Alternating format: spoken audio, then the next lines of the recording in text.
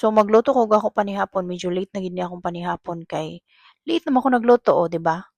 So kaning salmon is katong last pa ni na ako nagi-grocery and then wala pa na ako siya napansin kay wala ko kabalo kung siya ako ipares and then sumauto kay nakakita mo kog broccoli kay nakapait mo kog broccoli kay na mauto na ko na mag-salmon na lang ko kay naano ko yung broccoli. So ako na nagi-prepare ang akong broccoli diha. Wala ko kabantay nga tag 200 ay na siya bayot kana siya alone katugid siya. Dito na nako siya na-realize ato na nga break ko na hala tag 200 ay ni. Hmm. Kay usually gid pag mag-grocery kunuhay ko di ko magtanaw-tanaw og price kunuhay ko unsa ra ako kinahanglan makuna na siya pamoniton unya dito na ako maka-realize hala mahal di ay ni sila. Naano ko sa counter sa wala nga ibalik pa so mao naman na so okay na bahala na na oy. Palito na lang. So while nagluto ko karon kay nagsige ko pamati og unsa na yung mga nahitaboan ning Pilipinas bayot. Magsige ko pamati og mga sinit hearing usahay Rafi Tulfo or usually kanang mga mag-scroll-scroll ko sa Facebook no while magluto ko something ana ba. Anin karon gubot na gid kaayo ang Pilipinas. Diyos ko ngano man ni mabalik pa ba ang tanan?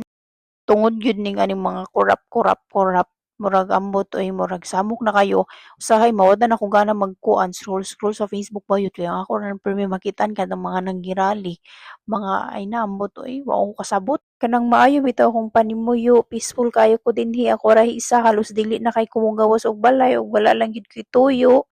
Pero ma-involve gihapon ka bayud sa kasamok sa Facebook kanang mga tao ba kanang syempre ang mga post mo makita nimo ana bitaw maapektuhan gihapon kung magtan-aw kay of course kinsa gyud dili masakitan na ng mga kwarta mo na sa tawo mga gipanglustay sa mga animal nga mga buaya. Di pod sa ingon na wa ako naapektuhan ha or whatever kay wala akong nag-work. Nagbayad gyapon ko og tax bayot sa una atong nagtrabaho ko sa naa gyapon ko ang bag-ana.